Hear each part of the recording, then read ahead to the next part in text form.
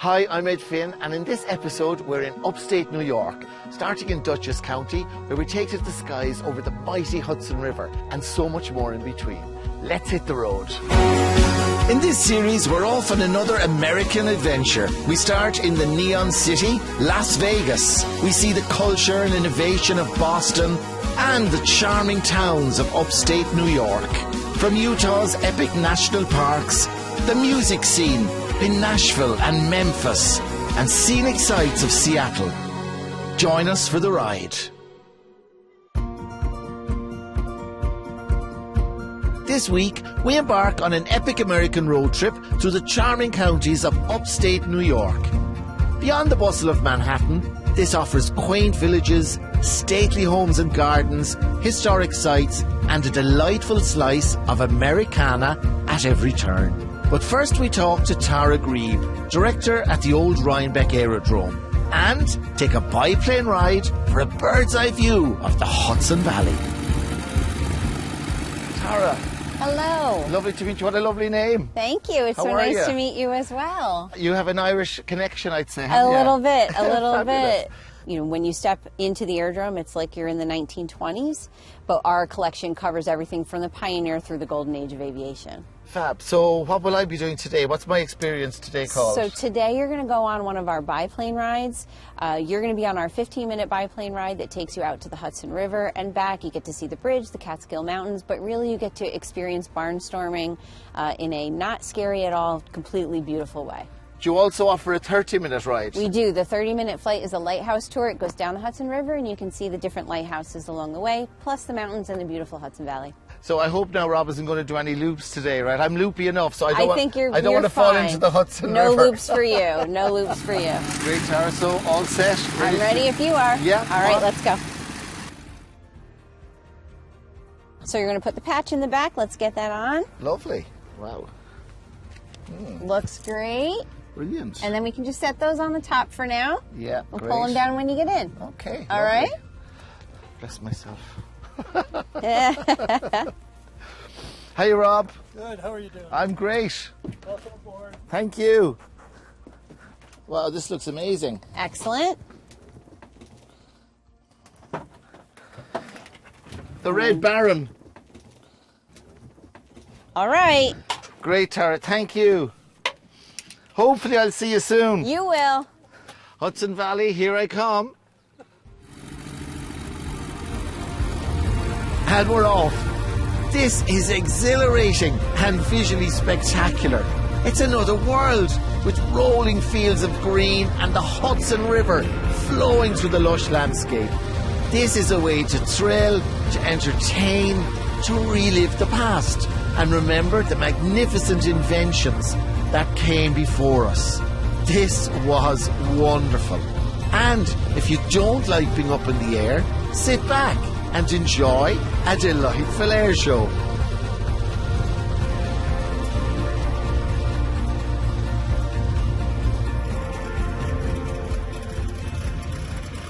How was it? Oh my God, that was great. I felt like the Red Baron, Tara. Unbelievable. Wow. What a beautiful part of the country, huh? It is. It is. Thank you so much. I loved it. I'm really so glad good. you enjoyed it. So nice. And I can't wait to come back for the air show. Can't wait to have you. Right, come on, let's get something nice and cool. Home to vintage aircraft, antique cars, motorbikes, and a museum of memorabilia, this place is filled with character and characters. Well, guys, this is an amazing experience here at the Rhinebeck Aerodrome, and you too can be a high flyer every Saturday and Sunday from June to October, and it is such amazing fun. From the pioneer era of pre-World War I to the US President during World War II, it was off to meet Bill Harris to learn all about President Roosevelt. Bill, how are you? I'm doing well. So glad you're here today. Welcome to the FDR Library. Well, we're so happy to have you here at the nation's first presidential library, which FDR designed, this beautiful Dutch colonial building. And he wanted the library here for when he left office, which he was thinking after 2 terms. And so this building was constructed at his design and placed here because he wanted it here. And when it opened, he had decided, though, to run for a 3rd term. So throughout his presidency, he actually has an office here, which we'll show you in a second, where he worked during the war. There's so much to see here, isn't there? This 16 acres the library was built on, the president wanted it here because he used to play out here as a child. And so he loves this place. The Hudson Valley, this estate, is part of who he is. His home is just adjacent to the library, and he's actually buried right behind the library as well. The whole site is filled with the history of FDR. Great, so you're going to show me something special inside, are you? Oh, I am. Absolutely. You're lucky. You're lucky. I feel very privileged to be here. And you're my guest, absolutely. I must say, I do love libraries. They're just a place like they're little oases of intellectual, nostalgic joy for me. And we're the only presidential library, actually, with a president's major book collection. We have 22,000 volumes of the president's personal book collection, everything from his childhood books up through what he was reading as president, even his murder mystery collection. He loved murder mysteries, absolutely. And now I want to take you into the president's study. I rarely bring anyone in here, but Ed, you've been such a wonderful guest that I just wanted to give you this experience. Now, we've taken our shoes off. Well, what a beautiful carpet, huh? Because it's the Shah of Iran's carpet, which was a gift to FDR during the Tehran conference. So this is the room that FDR worked in throughout the war when he was at the library. This is the way it was about 3 weeks before he died in his last visit to the library. Yeah, of course, in 1945. Yes. Amazing. And this beautiful painting here, this is his mother, is it? That is his mother. His mother didn't want him to move over here and have his office from the home. So she had a portrait of herself painted and gifted to him for Mother's Day. That's mother's the watchful love. eye. Amazing. And he would move in a wheelchair, and then he would work in here while the public toured the museum, because we never closed during World War II. Wow. He would work during the war while the public was out there touring the exhibits. Hard to imagine, isn't it? Yeah, it just shows you that the connection that he had with people. I mean, he just had a way of breaking down barriers. Absolutely. And, you know, that's why I suppose one of the greatest presidents you've ever had. Always setting precedents, he was. And he wanted people on this side. He wanted people to come here and enjoy this place. I'm so grateful, Bill. This has been absolutely amazing. That opportunity to be in the office, which of course isn't a replica, but the actual office, that was a career highlight for me, I have to say. I'm so glad. It's a special place. We're the only presidential library where the sitting president worked, and I'm just happy I got to show it to you. Brilliant. Well, listen, thank you so much. Thank you. You're also a great president. Oh. You're always welcome here. Thanks a million, Bill. Absolutely. This is a treasure trove of information and artefacts poignantly housed in a place held dear by a hugely influential American president, preserved at his bequest so future generations can understand and learn from his life and the times through which he lived. Affluent couple Walter and Marion Beck began developing Innisfree in the late 1920s. Walter was an artist, Marion a gardener. Together, they shaped the landscape. In the 1930s, with designer Lester Collins, they blended Chinese and Japanese principles to create a dreamlike garden. And landscape curator Kate Kerran showed us around this extraordinary place. Wow. Oh my goodness me. Kate, when I woke up this morning, I said, I will arise now and go to Innisfree, right? But I wasn't talking about Lockgill and Sligo. I was talking about this piece of paradise that I've discovered here in Dutchess County. It's really all about having an experience of this particular place. So ideas were borrowed from all over the world and all through time. The landscape architect was actually a modernist, but he and the estate owners really wanted this place to feel special. An ancient lake, 15,000 years old. It's basically a puddle, but it's a very rocky, steep place. So it feels like it's not an island, but it feels like you're really in your own little world here. Going back to the 8th poem, yeah. Of course, there is a connection here. And, there is. And Innisfree, of course, is called after that, his idea of the communion with nature and trying to escape from the bustle of the city. Yeah, no. In fact, the couple that first built the estate here, Walter and Marion Beck, it was too steep and rocky to have really been used much before. But they chose that name because they love that idea of coming to this kind of country place and connecting with nature. The irony of the fact that they were leaving their Fifth Avenue apartment in New York City to come to their 1,000-acre estate, not their, house of daub and wattle or whatever, but Yes. a little lost on them.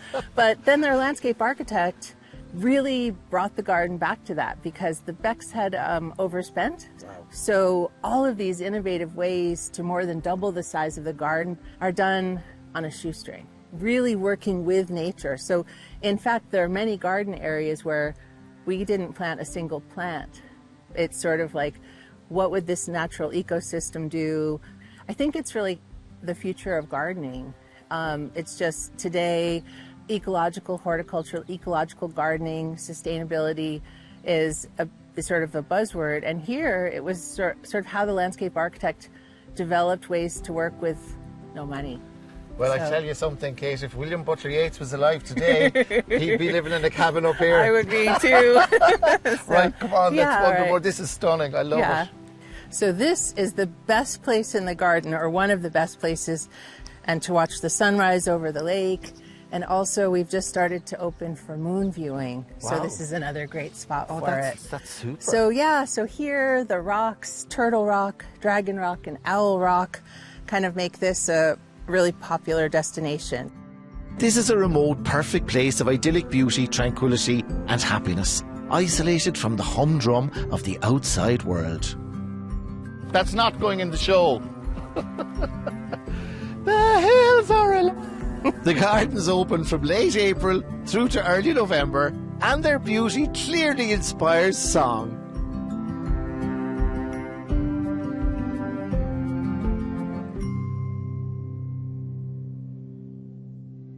From the natural beauty of Innisfree, we headed to the Gilded Age of excess. Locally known as Mills Mansion, Staatsburgh dates to the 1800s and housed some of America's wealthiest families. The grounds are open year-round and free, but be sure to book early for a look inside. It will leave you speechless.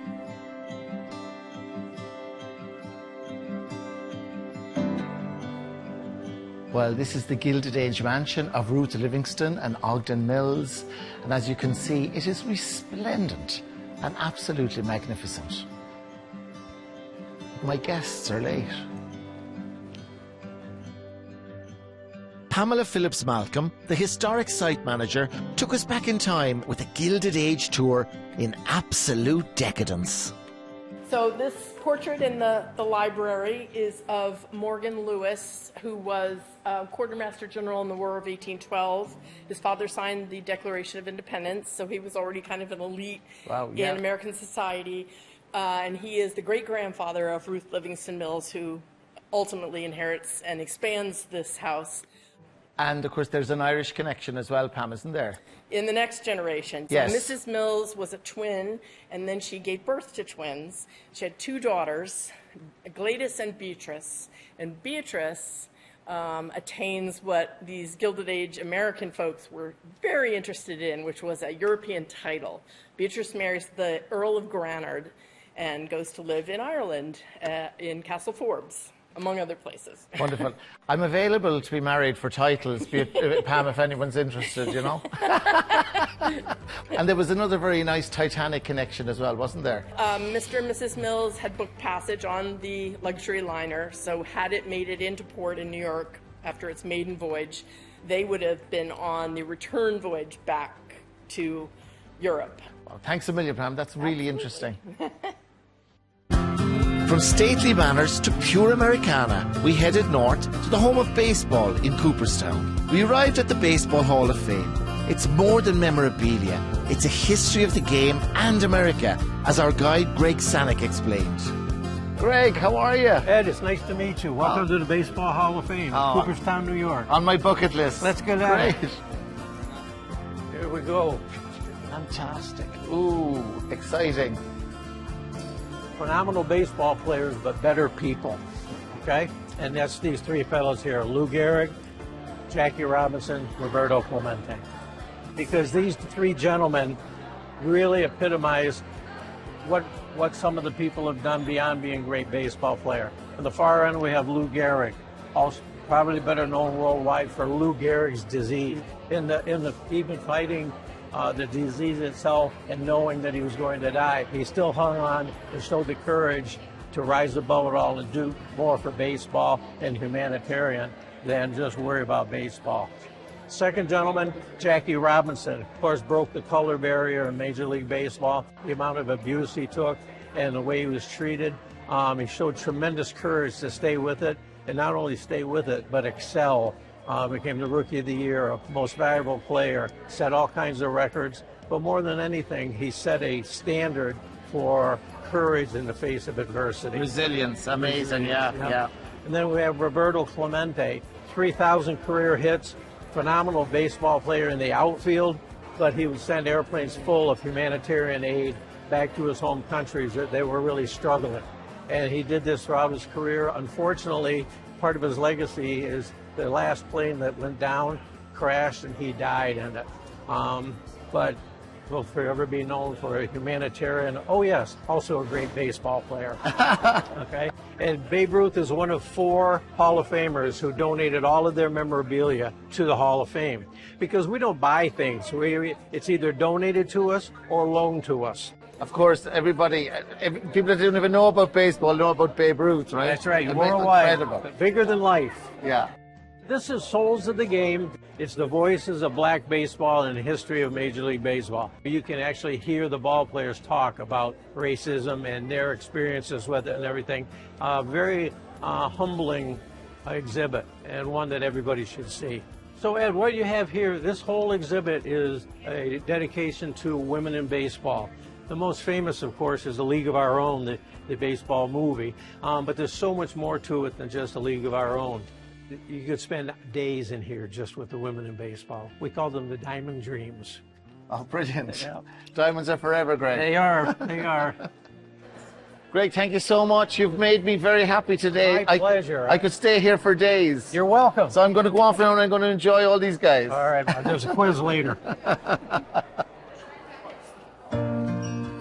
We left the Hall of Fame and headed just down the road to Fenimore Farm and Country Village. This has been a working farm since 1813, when it was owned by James Fenimore Cooper, author of Last of the Mohicans. Hello, Patrick. How are you? Nice to meet you. I am wonderful. I'll tell you something. This is some farm, huh? Yeah, well, welcome to Fenimore Farm and Country Village. Beautiful, beautiful. Yeah. I feel like I have stepped back in time. What we have here is a recreated village from roughly about the mid-1840s. And the buildings that are here are all originals. Yep. Pretty much everything from when you come into the village by our general store, everything is disassembled and moved here from roughly about a 100-mile radius, beginning in the 1940s. Then we have our blacksmith shop from the 1820s. And you can step back in time into all that. Yep. We demonstrate every day in our buildings doing historic printing. We do demonstrations on the historic preparation of medicines. Next to our pharmacy, we actually have a garden of about 100 medical plants that were used during the time period.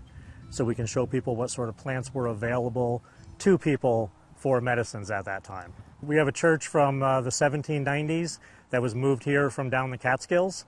And that church right there was a church that we have weddings in on a fairly regular basis. It's amazing the way you preserve history here. Now, this building behind me, I would have thought is a very fancy house but it's not. It's actually something I like even more. It's a tavern. Yep, it's a tavern, again, from the 1790s. This was originally built as what was called a drover's tavern. And what that would be is a tavern where people would do a quick overnight stay while they were taking animals to market. And what happens in the 1840s, the Erie Canal, which is up north of us, kind of steals that business. And so this tavern right here was actually reinvented as a vacation spot. So the building was actually modified, and the Greek Revival columns were added to the porch and so forth. And it was turned into a place where people would not do an overnight stay. They would stay for a week, a month, or possibly the summer. And of course, what's great, Patrick, is for kids and big kids like me is you have lots of animals here as well on the farm. Yeah, we have turkeys on the farm right now. We have goats, and we have a calf that was born a couple of weeks ago that you can feed. And in addition to that, we have a couple of pigs on site. My God, my favourite restaurant in Wicklow in Ireland is called Little Piggies. Oh, that's... Yeah, food's very good there. Oh, is it? And Patrick, something that I love as well, printing. You have an old printing shop here as well. Yeah, we have a print shop dating from roughly about the mid-1840s, where we can do large posters and we do small book runs and things along those lines. Brilliant. I need to get a few posters done for the show. We'll pop in there later. Sounds good. Woohoo! So what a great way to finish up at Fenimore Farm and Country Village. And you can even go on a vintage carousel. Where would you get that? Only in upstate New York. From a vintage carousel in the quaint village of Cooperstown, we headed south to the Sullivan Catskills for Broadway quality summer theatre at the Forestburgh Playhouse. A truly unique place, exceptional talent, an idyllic setting, a total treat. So welcome to the Forestburgh Playhouse right here in Forestburgh, New York, celebrating our 79th season of presenting an entire summer of professional theater that includes musicals, plays. We also have an arts education program. We do cabaret performances, concerts, new works, and a whole lot of fun throughout the season here in the Sullivan Catskills. And we're called the Miracle of the Forest. And I think that part of that is because no one expects to find a little barn in the middle of the woods filled with, beautiful performances and art and artists. And it's exciting, and it's also surprising to people. It's Broadway quality stuff. I mean, in case anyone thinks it's amateur dramatics here, right. This is the real deal. Oh yeah, we've traveled in actors, directors, designers from all over the country and to perform in the show and to also put the show up. So it's pretty amazing what we do. And we're really only about just under 100 miles from New York City. There's buses that you can take up here, trains. And of course, horse and buggy too. I'm kidding. But, yeah, I saw. I'm sure you've seen. No, where some. I live in Dublin, we've a few of those as well. Oh, I bet you do. They've another name. Wonderful. What's the cabaret later? Well, later on at 6 o'clock, there's going to be a cabaret performance. So patrons come in, they have dinner, they get cocktails, and then there's it's kind of like a concert, and it's all featuring the hits of Madonna. It's called Into the Groove, the B-sides of Madonna. And so they'll get to see about 35 minutes of music and get dessert and then have some more drinks and then walk over to the barn and see a production of Newsies. Brilliant. And I can hear the bell for for the second part. That's right. I mean, we are at a barn. We have to ring a bell when it's time to see the rest of the show. Great. Well, come on, let's watch some more.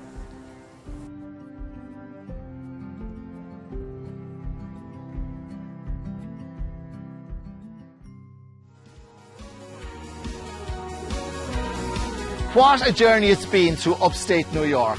From soaring over the Hudson Valley in Dutchess County to the amazing rich heritage in central New York. Upstate New York is more unforgettable than you ever imagined and much closer than you think.